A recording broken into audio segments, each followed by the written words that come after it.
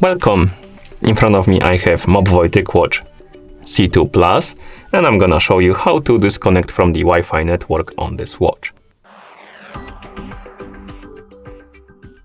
First, we need to wake up the screen on our watch, and you can do it by pressing the upper or the lower button. Once you wake up the screen, press the upper button to open the menu. Now, scroll through the menu and find the settings icon. Once you find it, tap on it to enter the settings. In settings, scroll down and find the connectivity option. Once you find it, tap on it, then scroll down, find the Wi-Fi and tap on it. And here, scroll down, find the option called Save Networks and tap on it. And right here we have the list of networks we saved to our watch, so basically we connected to.